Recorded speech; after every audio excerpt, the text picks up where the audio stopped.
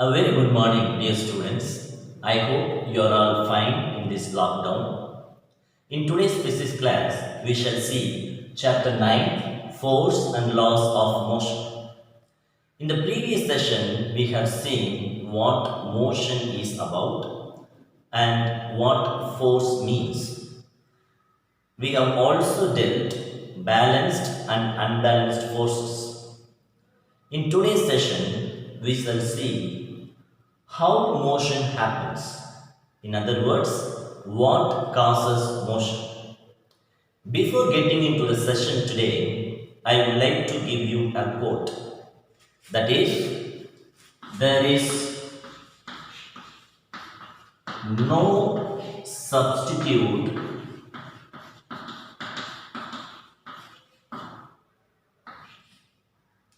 to hard work.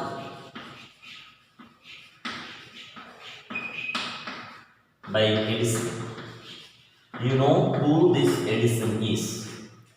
Thomas Alva Edison, who invented electric bulb. He stated that there is no substitute to hard work. If you work hard, surely you are on the right path to success. Dear students, take your studies seriously. Don't be carried away with the external distractions. Concentrate yourself into studies. With this quote, we shall get into today's session.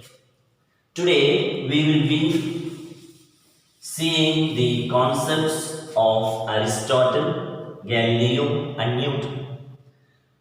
We all know about motion. Motion is just a movement. Motion means movement. Movement of objects, anything for that matter. Motion is a movement. Now this movement, what actually causes movement? We say, we have studied in our lower grades that force that actually is responsible for any object to move. In this case, what actually causes force?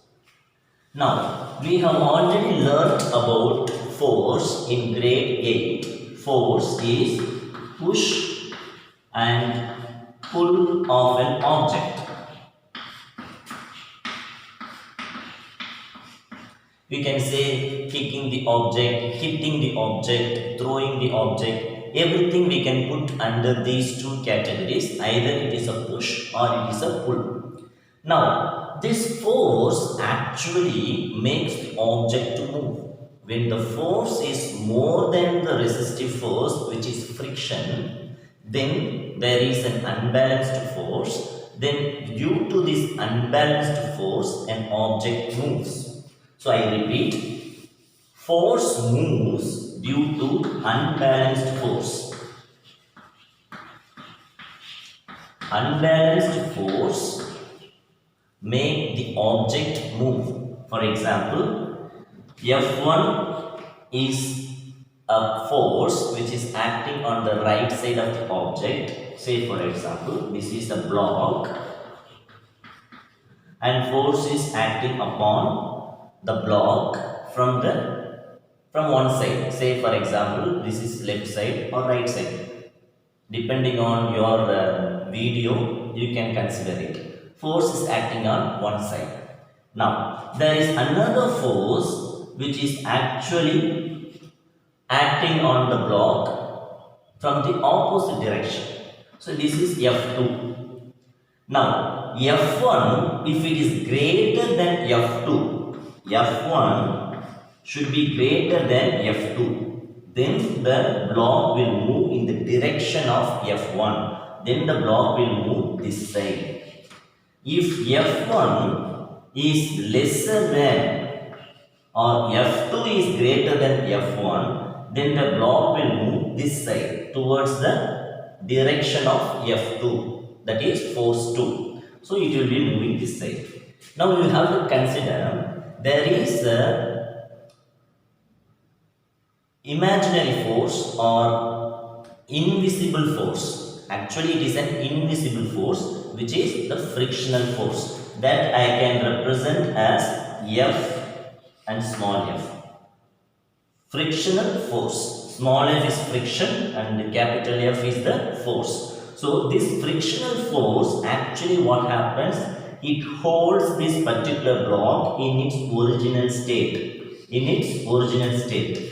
What is the original state? I have already explained in the first video. You can go back and watch the first video. So F1 is pushing the block and F2 is pulling the block. Now, these two forces should be different. If these forces are equal, what happens? Then there is no motion. Then it will be considered as balanced forces. When the forces are balanced, then the net force will be 0. Net force will be 0. So if the net force is 0, then there is no motion happens here. Now, this net force, when you consider the net force, you should also consider the frictional force. Frictional force, what it does, it actually holds the object in its natural state. So this F1 should be more than the combination of frictional force and the force which is acting opposite to F1. In this case, F1 should be more than F2 plus force of friction. Then only the object moves, and which will be considered as unbalanced force.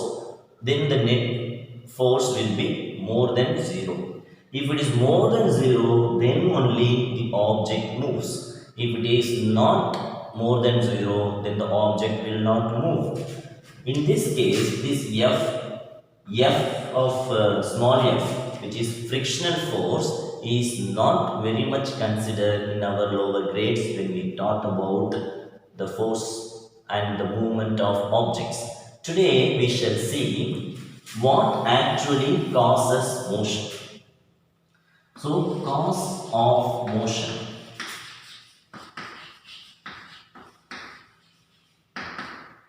Aristotle, you know about Aristotle? Do you know? Do you know who Aristotle is? Aristotle was the greatest philosopher of all time and considered to be one of the greatest scientists of Western world in very early centuries of our human history before birth of Christ. So Aristotle lived around 300 BC. He was the teacher of Alexander the Great.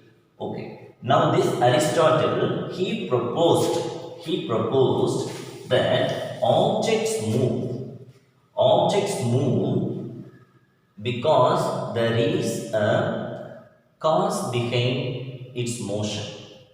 So he stated an object or a body will be in rest or uniform motion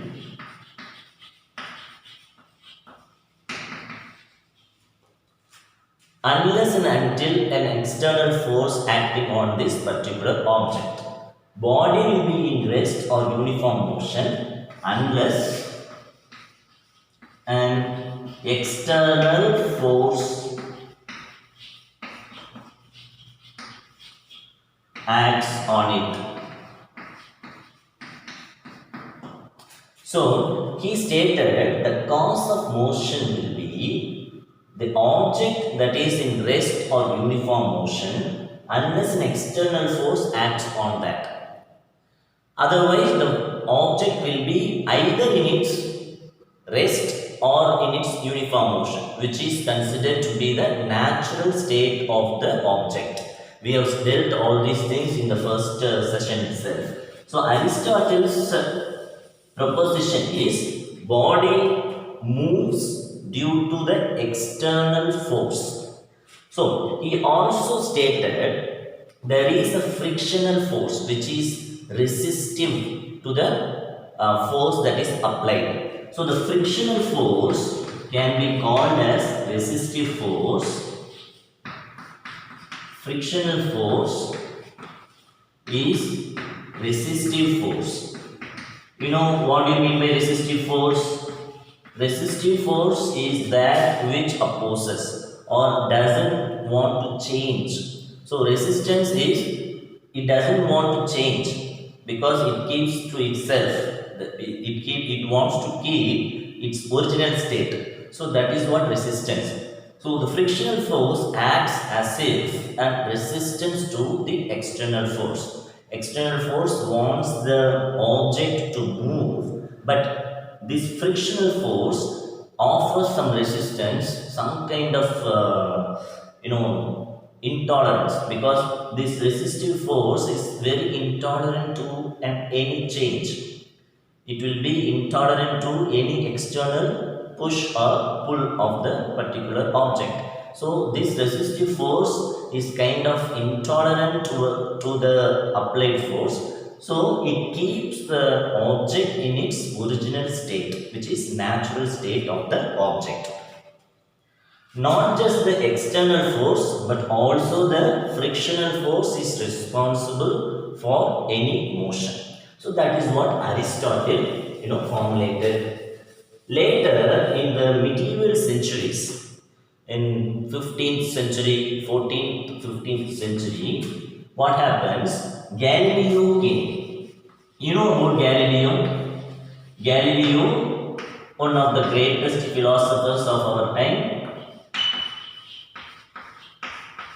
of the Western world, and also a great scientist. He invented what he invented? He invented telescope.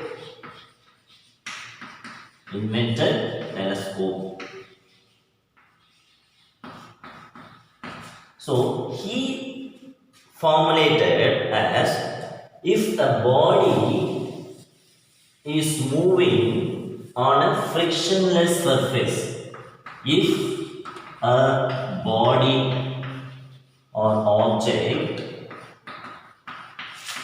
moves on a frictionless surface, then the body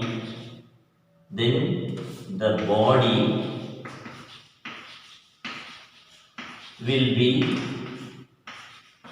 in its original state, which is either it will be in rest or in uniform motion. If the body moving on a frictionless surface, then the body will be in uniform motion or at rest. So that is what Galileo, formulated, and he further stated for a body at uniform motion or at rest, the net force will be 0. For a body at rest or uniform motion, the net force will be 0. You understand this concept? Because when the object is not pushed or pulled, what happens? Then there will not be any change in the state of the object. So the frictionless, even when there is no friction on that particular object and the surface, then there is no force actually acting on the particular object. So if it is that case, in this sentence, what Galileo means, that if there is no force, what happens? The object will be in its natural state. So that is what he meant, and Galileo came up with this: if for a body at rest or uniform motion on a frictionless surface, the net force will be 0. So that is what Galileo formulated. Later, after Galileo, Newton came. In 18th century, Newton came up, and Newton stated the cause of motion. He also wanted to actually think in the lines of Aristotle and Galileo. They have already seen what motion is and what Aristotle had to offer and what Galileo formulated. Now Newton. Newton comes up with the concept that any object, whether it is at rest or whether it is in uniform motion, that object wants to have its own natural state. There is a tendency for that particular object to be in its original state. So, body at rest tends to be in its original state. It can be at rest or it can be in motion. So, body tends to be in its original state. Body at rest tends to be in its original state, which is at rest. If the body in its motion or uniform motion, I write like this. So, if a body at rest or uniform motion, it wants to be in its original state. So, there is a tendency not to change. This tendency of not changing is what termed to be the tendency to not to change is what called as inertia. So, this concept he brought in. So, inertia means the tendency to not to change. So, not to yield to any change is what inertia is. So, he further formulated like this: a resting body wants to be at rest. Moving body wants to be in motion. So, this inertia, this tendency is responsible for any movement of the object. If this tendency is overcome, then what happens? Movement really happens. So, this inertia has to be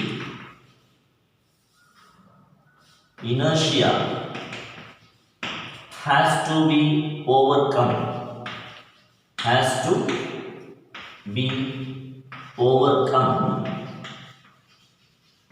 by force.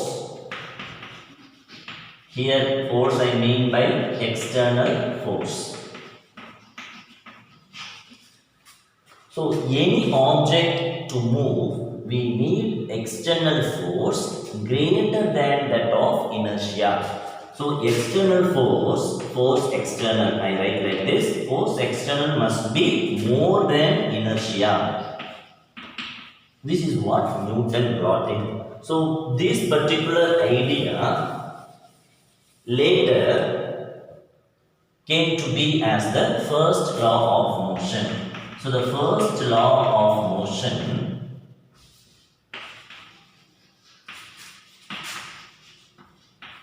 or the law of inertia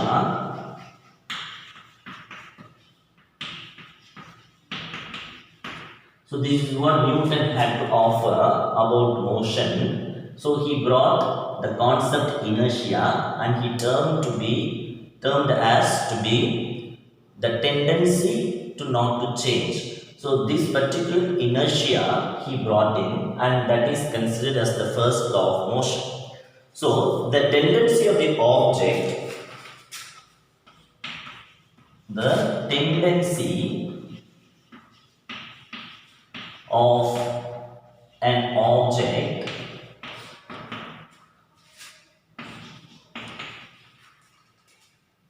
to remain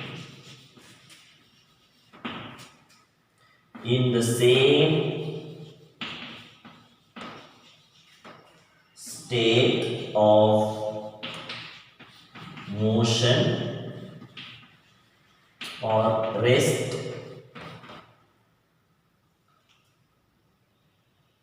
is called inertia.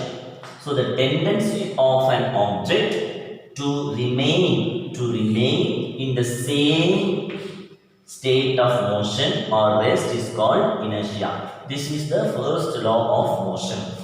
So dear students, today we have seen about motion and about Aristotle and Galileo and what Newton had to offer to the world. Now this inertia we have experienced. Inertia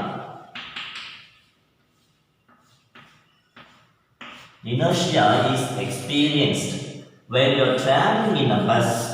You are sitting inside, bus is moving in the forward direction, bus is in motion, but who are sitting inside? A passenger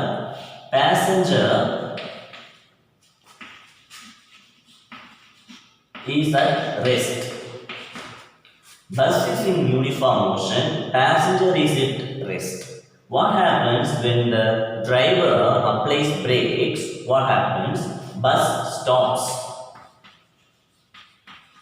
But passenger who was at rest all the time, that particular passenger tends to get a jerk.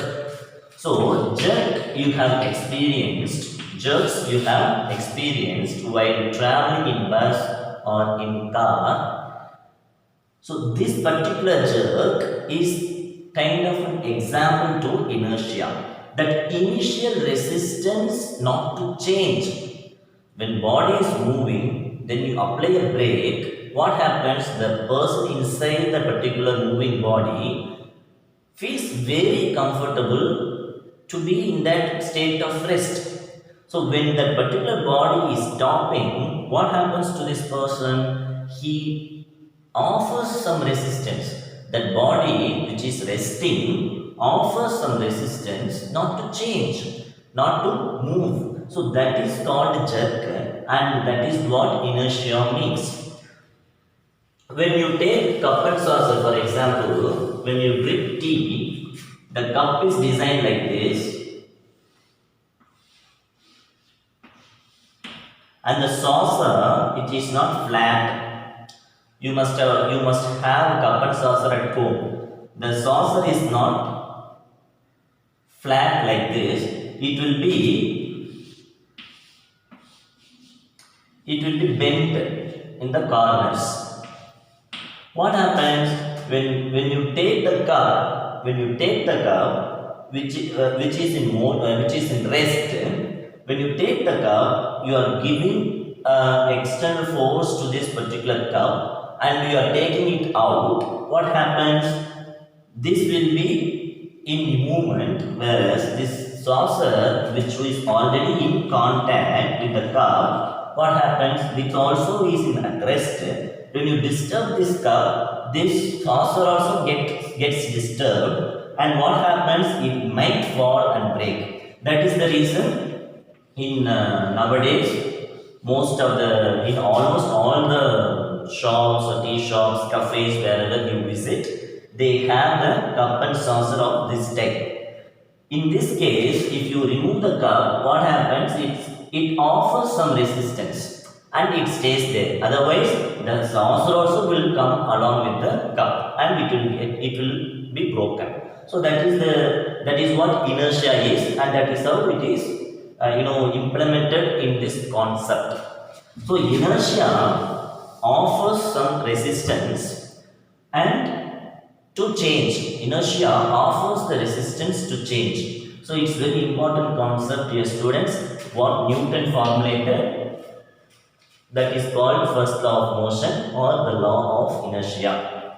So in today's class we have seen about motion, what causes motion, about Aristotle, what he said about the cause of motion, and Galileo, what he formulated about resistive forces and what on a frictionless surface, and what Newton formulated. He said that Any object which is moving or at rest offers some kind of resistance, they have some kind of tendency to remain in its original state. So that is called the first law of motion, which is inertia. The law of motion, inertia is the tendency of the particular object which is at rest or at motion to be in the same state of object. So that is what inertia meant. And you go through again the video and read the chapter page number 116 to 117. You read and you will be able to understand the concept clearly. Stay safe. All the best.